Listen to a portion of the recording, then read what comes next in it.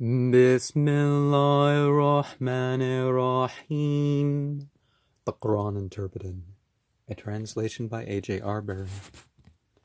And one of the things about this chapter is that it's narrated somewhere about it being a good chapter to say in the evening. By the evening, I mean sunset to dusk, before going out. I don't remember the exact collection of narrations that I read that this was, but one understands that as the Jinn come out in the evening, well, they come out at different times, but particularly with the sunset and such,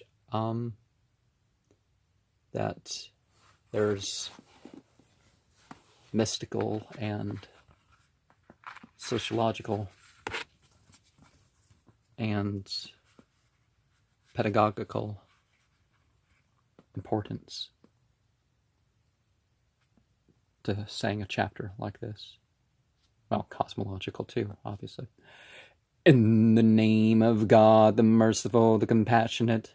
And in a way, you can pair this with number 35, because Malaika, Jinn.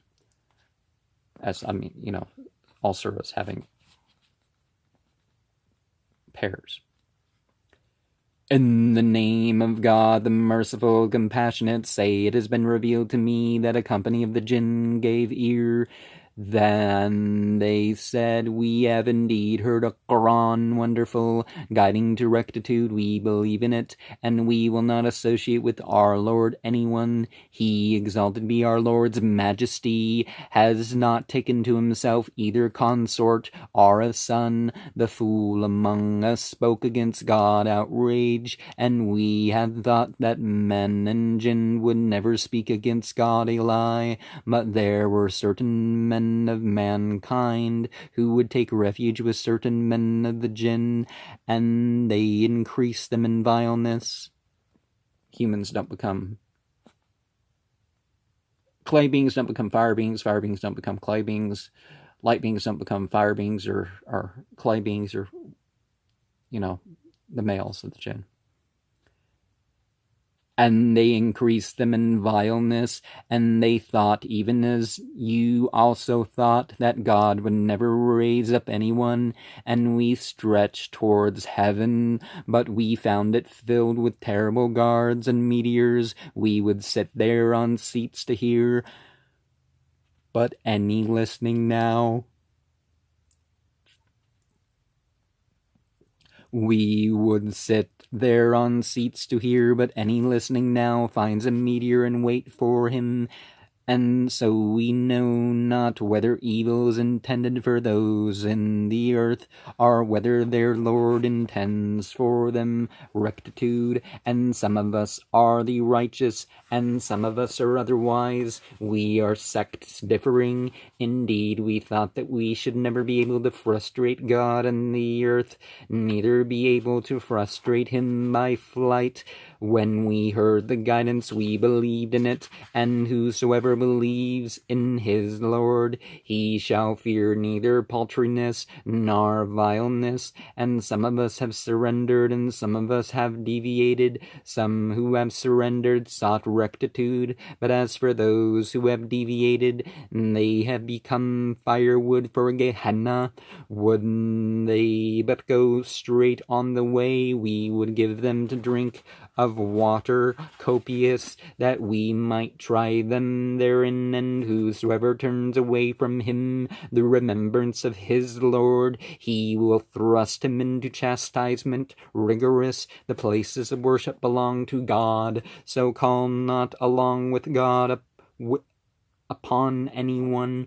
When the servant of God stood calling on him, they were well nigh upon him in swarms. Say, I call only upon my Lord, and I do not associate with him anyone. Say, surely I possess no power over you, either for hurt or for rectitude. Say, from God shall protect me not anyone, and I shall find apart from him no refuge except the deliverance from God. God and his messengers, and whoso rebels against God and his messenger, for him there waits the fire of Gehenna, hell. Therein they shall dwell forever, for long abiding actually, until when they see that which they are promised, then they will know who is weaker in helpers and fewer in numbers. Say, I do not know whether that which you are promised is nigh, or whether my Lord will appoint for it a space. Knower he of the unseen, and he discloses not his unseen to anyone, save only to such a messenger as he is well pleased with.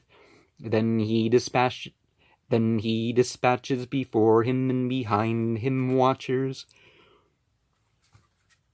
that he may know they have delivered the messages of their Lord, and he encompasses all that is with them, and he has numbered everything in numbers.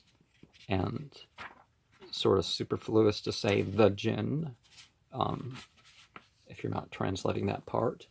But this is one of the chapters that I usually can't say, except for a verse or two, but particularly early on, there were times that I could say the whole thing, or that someone else said it, and I understood the whole thing to such a degree that, otherwise I don't. And Ramadan is, in particular, is a time where I will remember passages that I don't remember the rest of the year, really. To the point of, of course, having memorized Surah 32, Surah 36. What was the bigger one? Anyways, you get the point.